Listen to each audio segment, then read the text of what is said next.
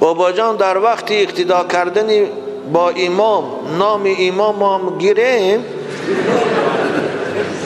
یا پسر باشد گوید که به پدرم اقتدا کردم، نه داده رسید شر نیست این گپا رو گفتن.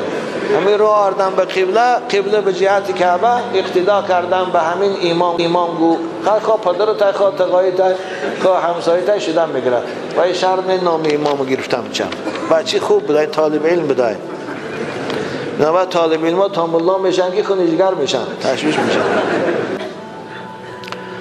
بابا جان در وقت علف درو کردن مار از پیشم براید آن را چیکار کنم؟ گیر در بغلتان دوست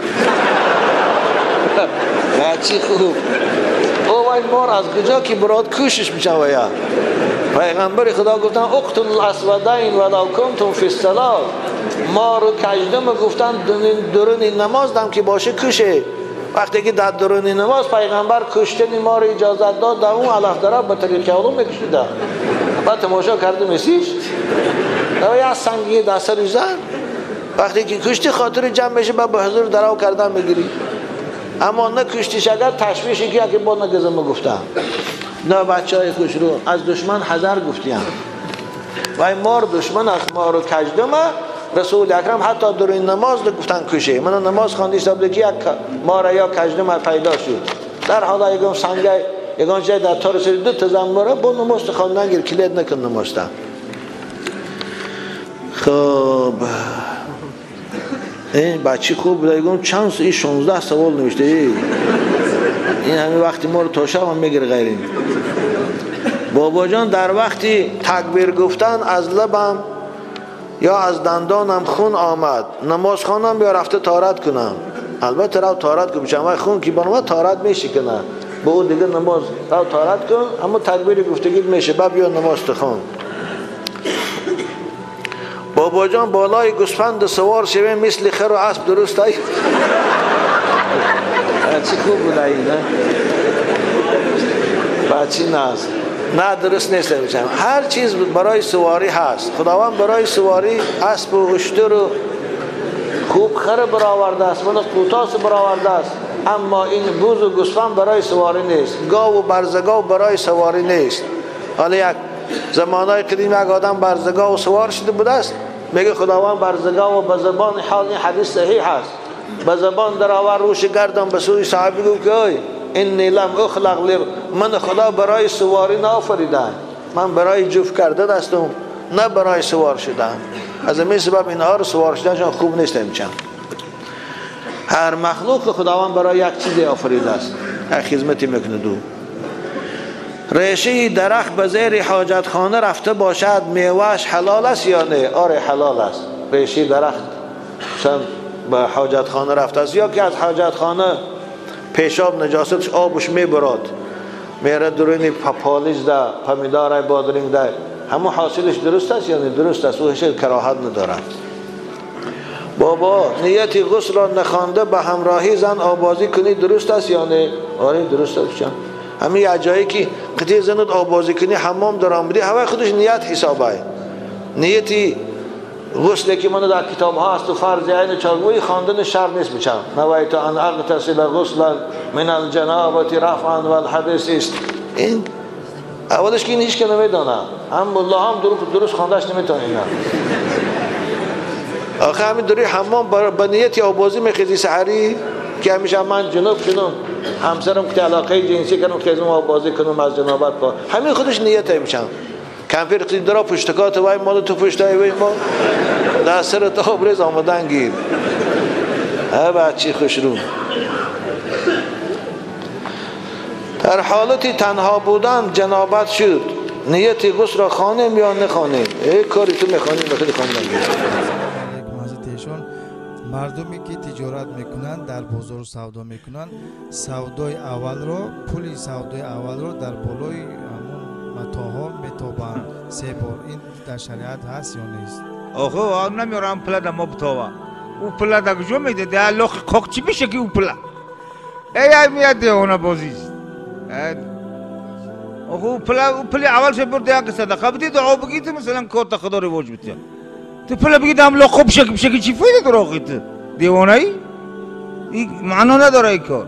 رسم نیستی فالای چیم چیه خب سلام علیکم حضرت ایشان. باز همین برادر پرسیدن که مردم تجارتمند خیر میکنن برای پیر کار گفته، آیا این درست است یا نه؟ مثلا خیر مثلا که خیر بکنن ثواب شود به کسی بخشن و دیگه به نام پیر کار خیام پیر کارای ناکارای اشکالب که صدقش کنم میشه برای پدری مادرش برای یک استاد بخشه و مثلا همین سوداگرها هم اصلا پیر دارن و ندارن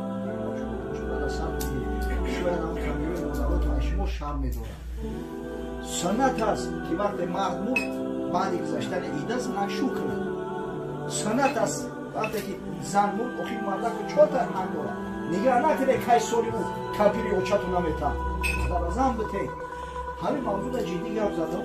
بعد این هم بزرگ جوان اومد دوملو مردم که سنت باشه اوچم 53 ساله ای خواهرم 17 ساله آدم خوب روی هر دشه بیده جمعه دیگه به خدا قسم جمعه دیگه اهم بلوی میبر در حقش دعا کردیم و اعلام کردیم گفتم اینم تاری کاندیداتور روز است یک زن 53 ساله یک دختر 17 ساله همین بعد این نماز که مردم اچرت استودیا یک 200 کس هیچ کس برای دختر 17 ساله نیست همه برای زنک 53 ساله مسفیدای قزاقون با چرس کردیستیم دوملو آدرس بگونه نکشید واسه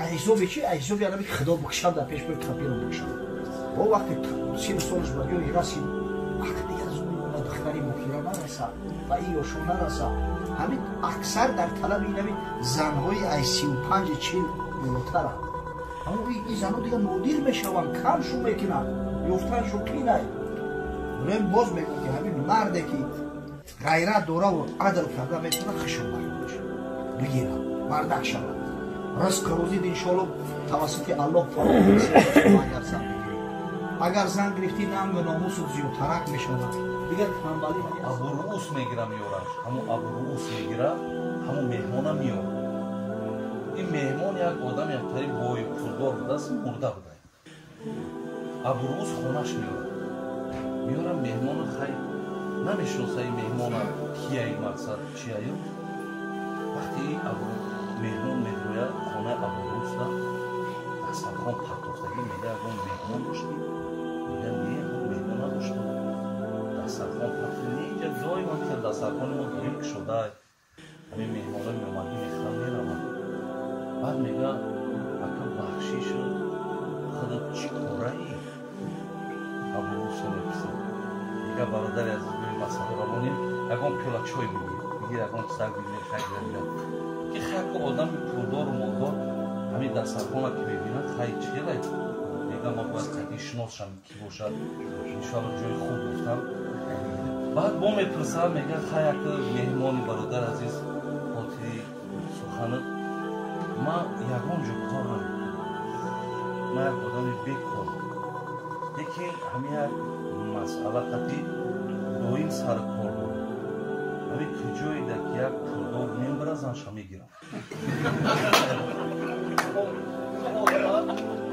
وقت است نمیاد همین کجایی در یک پولدار مو حرکت میکنه که زنی امرا ما میگیرم این هم تری میخرم میکنم طرف که همون میگه این خودش هم که آدم پولدار و مالدار رو بسیار مقصد چیز بعد نامی در این آدم هم ادرسش هم میدونیسته این داشت است هم که ادرس داشته است نامی را میدونیسته است نامش را میگیره و میگه در همون یک میتقه یک نفر هست در نوبت در هست هم خیلی و اگر الان نصیب کنه و این دنیا بگذره مقصد لنگر همجا میپرده این میشنوه و یکان گفتک نمیگه و نان آوه خیلی خوب دیگه خدا دانا ایون بلند میشه و خانهش میره بزرگی همه وقت گوشت نمیخریده میگه حتی شکمبه میخریده شکمبه و پاچک نمی سوگ نبار همین چیزای منصر ارزان میره و دو سه قدر همین خریده میکند که میبره خانهش زنش ببینه حیوان میشه میگه ای مردم این چی کاره چی اگه خواب دیدی این چیله میگه زنک من ای گپوتا در خونه در بیداری دیدم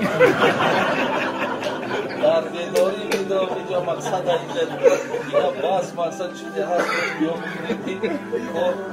کاری بیزه چیزی یکی همخیلی قصارم در کتابو میورم که همین آدمو بیدار شوند که شیخ سعدی یک گپ دارد دیگه کسی جمع کرد گوشه بینهاد خودش مرد و زنش با دیگری داد کسی جمع کرد میگه خیلی یک روزی هم زیر دنیا میگذاری کن اگه خیلی خواهی نخواهی بایی زنک شو کردنش در کنه شوکی کرد این زنک چیه میسالوخی در بالا امون چور تنگه که داشتگی شوهرش حتما قطعه مرد خدا میکرده بود او بیچاره در حساب این موندگی در تنکش بیچاره حتی که اون جنونی یک شیر داره بود نمیمانی در این دنیا 90 سال مگر هستی برای غیر حمال یه مردک میگه تو 90 سال در این دنیا زندگی نمیتونی پیامبر گفته است که عمر امتی من بین 60 تا 70 تو 90 نمیره نمیمانی در این دنیا 90 سال مگر هستی برای غیر حمال نه نوشی جان کنی نه پوششی تن گذاری مال را بر شوهر زن و شوی زن بماند مخزنی تو به جان خود عجایب دشمنی تو کدام شخصیت این یعنی وصف حورهای جنت شنیده بعد در خانهش اومده در نزد کمپیرش نقل کرده اینها را تا که ما در یک مجلس بودیم که از عالم ها درباره حورهای جنت نقل کرد چنین که یعنی برای مردها را خداوند در جنت حور میداد از هر بار خواب میرفته دختر بودن چنین وقتی وصف کرده این بیچاره کمپیرش علمش کرده رشک اومده بعد برقص شوهرش ده که تا در جنت هیچ حوری مردکی نباشه مقصد خودتون فقط تعریف میکنه یکان حوری مردکی نباشه نه که زنهای خودمونه پروردگار 70 برابر از حورهای جنت زیباتر میکرده است دیگر در جنت رشک نبوده این طریق زنت بخیلی کنه و جک تلخش بکفه که دیگه اونا را نگه که چنین نبوده یعنی که مردها میتونن که هم به حورهای جنتی هم به همسرهای خودشون مناسبت و معامله کنن اونجا دیگه رشک چی نبوده همین اشونو همین عدد همسیفمون برادرامون میگه که ما اشونه ما سعیدزاده ما شجره حسینی میگه اگر نه همین یک کوچه ده کوچه مثال ما اوس زندگی میگه میگه ما اولادی پیغمبریم گفتم اگه ده کوچه اوس اولادی پیغمبر ما اولادی کیم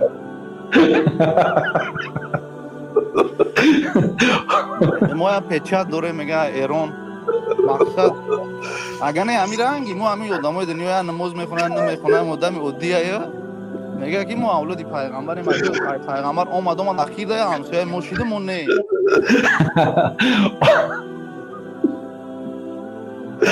برادری آقا یک کوچه دو کوچه بودنش هیچ گفی نداره در یک دوم زندگی میکنه شاید همسایتان رو برونگی یا کوارتیر حجره از آنی یک ایشان ساده باشد اینش از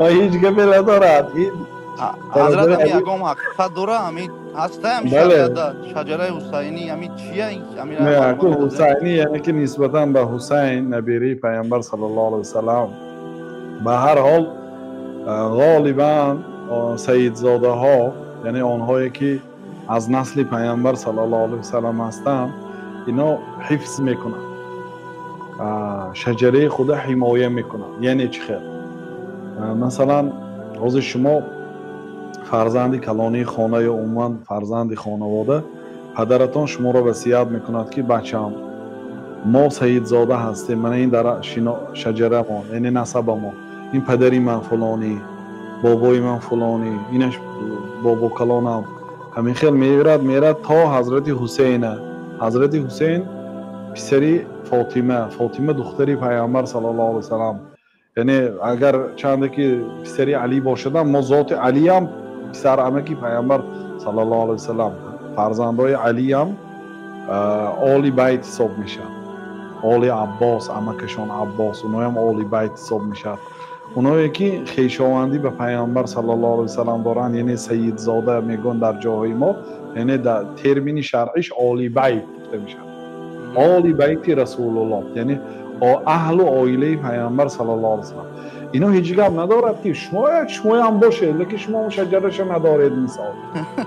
میگم ما یا پچت چون زدن ایران اگه جوی یا پچت داره میگم ما پچت ایران باوریناک نیست و لیکن عموما اینا خداشان شاید داشته باشند. لیکن کسی داشته باشد ما احتیاطاً آنها را احترام میکنیم. لیکن معنای آن ندارد که یک آل بیت باشد و فاسق باشد، نماز نمیخواند، طبق دینی باباش کار نکرده است. شما به باباش نزدیکتر هستید. اگر شما طبق شریعت کار کنید شما از این سیدزاده بهتر هستید پیشگاه الله تعالی، چون که در پیشگاه الله تعالی نسب نقش نمیبازد. اگر اینا آل پیامبر صلی الله علیه و سلم باشه با اینا حریم بالاقتداء، یعنی اینا سزاوارتر است که اینا با پیامبر صلی الله علیه و سلم بیشتر اقتدا کنند. اینا باید در سنت های پیامبر صلی الله علیه و سلم زنده کنند. اما مادامی که سیدزاده باشه دینی بابات حقارت داره در دوشنبه دفاع کن. یعنی به تمام سیدزاده ها، این به تمام نه فقط سیدزاده، به تمام مسلمان داخلش پیامبر صلی الله علیه و سلم حقارت کند کسی یگان به تمام آدم هایی که با خبر شدن فرض عین است که دفاع کند. اگر الله تعالی حقارت کند فرض عین نیست، نه همه شرط نیست که دفاع کند، چون که اون حق الله هست. الله تعالی خودش انتقام میگیرد. قرآن هم حق الله هست، سخن الله صفت الله. لیکن پیغمبر صلی الله علیه و سلم حمایت کردن، دفاع کردنش برای تمام مسلمان ها فرض عین است. یعنی یک داملو خسته گوزنه در دیگر ساقط نمیشه، فرض عین. هر یک آدم باید از ناموس پیغمبر صلی الله علیه و سلم دفاع کند، خاصتا سیدزاده ها. نخواد بابات حقارت کند تو شینی ما سیدزاده مفتریشا تراشیدگی کم کم با می نوشی، این درست است. لیکن با وجود همین ما وظیفه دار هستیم که آل بیت احترام کنیم. ما آل بیت دوست می‌داریم، آنهایی که خویشاوندان پیامبر صلی الله علیه و سلم هستند دوست می‌داریم، احترامشون رو به جا می‌بیاریم. و هیچ گپ نه که یک کوچه از اون همسایه های شما آل بیت باشه، هیچ گپ نه. برای چی؟ برای اینکه شما خودتون هر روز در 5 وقت نمازتون دعا میکنید که اللهم بارک علی محمد و علی آل محمد. ای الله با عائله محمد برکت و آل محمد، یعنی خویشاوندان محمد زیاد کن، برکت ده. بنابراین هیچ گپی ندارد که مثال در تاجیکستان باشن آل بیت، سیدزاده ها، من توره ها هست در خوجند با میرزاهاش هست، در طرف های شما ایشان ها هست، سیدزاده ها هست. یعنی یگان احتمال دور نه، احتمال هست که اینا باشد. چون که ما نه فقط ما، تمام مسلمان ها در 5 وقت نمازش دعا میکنند که الله با عائله محمد صلی الله علیه و سلم برکت ده، یعنی اونو زیاد شوند. سلامت باشد استاد جان. یک سوال یعنی بنابراین شدنش ممکن هیچ گپی ندارد.